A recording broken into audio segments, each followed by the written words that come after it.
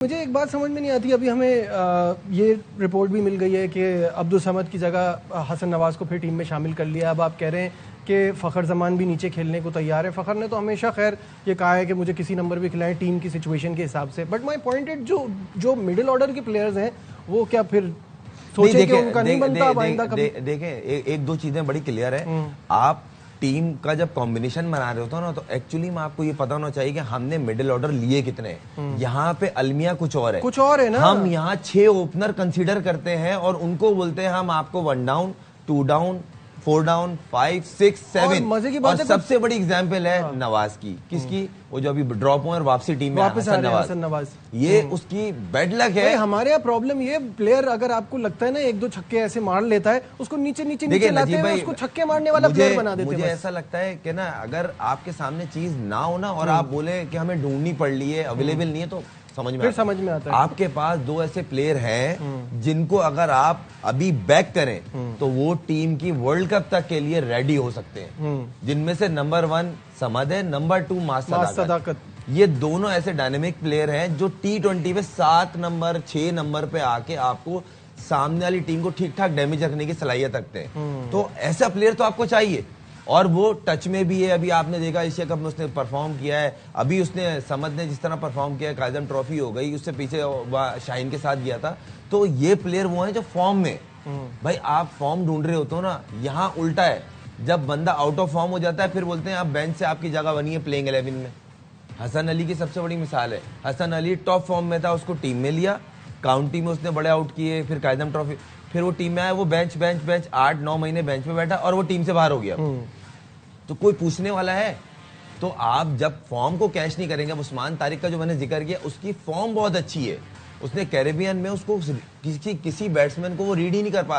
Batsman उसको ये होता था कि इसकी 6 गेंदों पे आउट नहीं होना है। जब बैट्समैन ये सोचेगा ना, मैं बैट्समैन हूं, मुझे पता है कि यार मुझे यहाँ स्ट्रगलिंग करनी है, वहां आप एक स्टेप आगे चले जाते हो।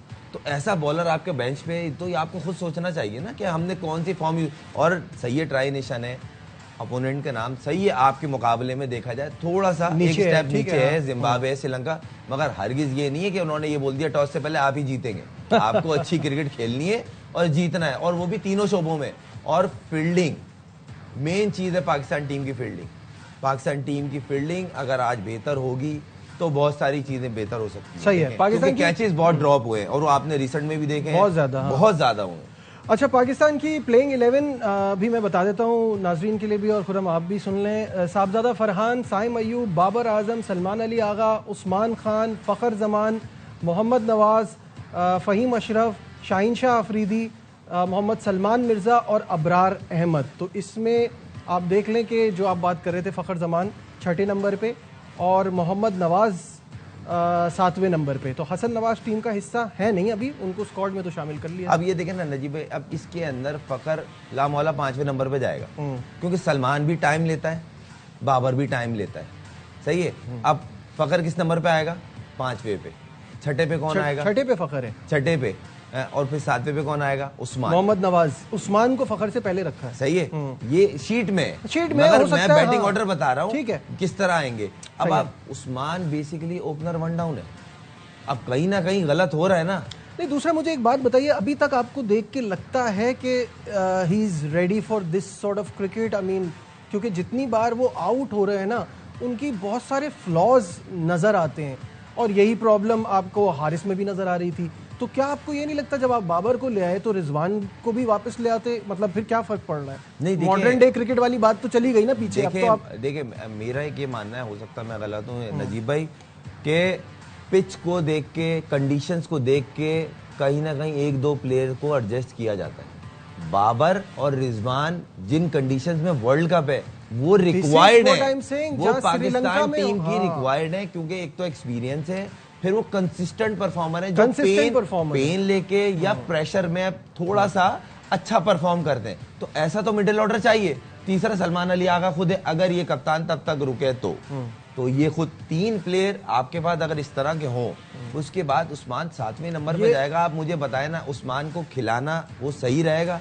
क्योंकि देखिए जाने के बाद वो ऐसा प्लेयर नहीं है कि आप पहली गेंद पे आप रसल की तरह जाके मारना शुरू एग्जैक्टली और वो भी ओपनर है, कंडीशन इस बात की वर्ल्ड कप में इजाजत देगी। और ये आप जो छू के निकल गए बात को मैं उस पर वापस आता हूँ कि अगर सलमान अली आगा वर्ल्ड कप तक होंगे तो ये एक बहुत बड़ा क्वेश्चन मार्क है। इस पर आते हैं कि अगर आपको कप्तान तब्दील करना था तो ये प्रोसेस आज से शुरू हो रहा है ना, वर्ल्ड कप के लिए जो प्रोसेस शुरू हो रहा है। अगर बदलना था तो अभी बदलते, या तो आपने ये सोच लिया है कि अगर शादाब इंजर्ड होंगे तो जब तक वो नहीं होंगे तब तक कोई नायब कप्तान नहीं होता, या तो आपने पहले से ही डिसाइड किया हुआ है या शाहीन को बनाना है। देखें मुझसे पर्सनली राय पूछा जाए ना तो मैं तो शाहीन के हक में, क्योंकि देखें एक लड़के ने प्रैक्टिकली प्रूव करके दिखाया है, उसने लाहौर कलंदर की क्रिकेट का नक्शा चेंज किया है।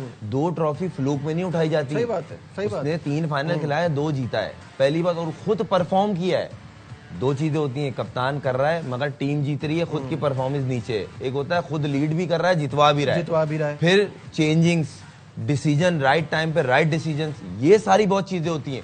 तो मुझे कहीं ना कहीं ऐसा लगता है कि वाइड बॉल में वनडे और T20 वो सूटेबल ज्यादा है। विद रिस्पेक्ट सलमान की मैं नहीं डिसरिस्पेक्ट कर रहे, मगर उसकी वजह से बैटिंग ऑर्डर सारा डिस्टर्ब हुआ है ना। अब तो वो वनडे में रिजल्ट्स ले आया, अदरवाइज मेरा अपना ओपिनियन ये था कि आप T20 में उसको कप्तान बनाते और after the progress of world cup जो भी उसकी प्रोग्रेस होती आप वनडे का भी उसको बना देते। अभी आपने वनडे का बना दिया और T20 का नहीं, मतलब ये तो मतलब जिस फॉर्मेट को वो ज्यादा सूट कर रहा था उसका आपने नहीं बनाया। मुझे ऐसा लग रहा है कहीं ना कहीं, हो सकता है मैं गलत हूँ, मुझे ऐसा लग रहा है कहीं ना कहीं ग्राउंड शादाब के लिए बनाया जा रहा है। वही तो बात तो है ये चीज नहीं होना चाहिए ना। अब आप जो जराया से रिपोर्ट आई है वो यही सुनने में आया उन्होंने कैंप तक ज्वाइन कर लिया। मतलब इतने लाडले कौन से प्लेयर हो गए भाई। आप पाकिस्तान इंजी भाई को मैंने खुद डोमेस्टिक खेलते हुए देखा है, उनसे बड़े प्लेयर कोई भी नहीं है इनमें। सही बात। इतने बड़े बड़े नाम, यूनुस खान, मिसबा भाई, इतने बड़े बड़े नाम रहे, वो सब डोमेस्टिक में जाते थे, परफॉर्म किया, ठक वापस आ गए भाई। अभी यहाँ पे वो बिस्तर से उठ के 2 रिहैब की, 3 सेशन की और डायरेक्ट टीम में नाम। तो मतलब फिर उसके बाद बोलते कुछ कहो नहीं, कुछ बात ना करो, मतलब एक सवालिया निशान आप खुद दे रहे हैं ना। ठीक है, वो अपनी परफॉर्मेंस को किस तरह जस्टिफाई करेगा। और आप उसको अगर डायरेक्ट कैप्टन भी बनाते हैं तो जो अंदर प्लेयर होंगे वो खुश होंगे। फुट तो आप खुद डाल रहे हो ना।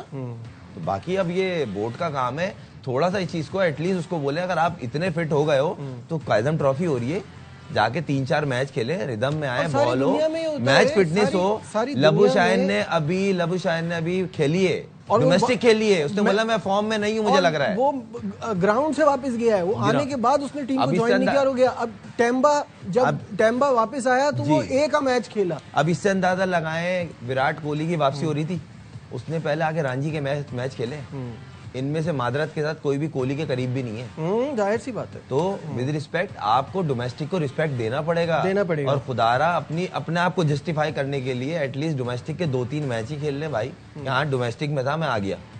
ठीक है, अच्छा।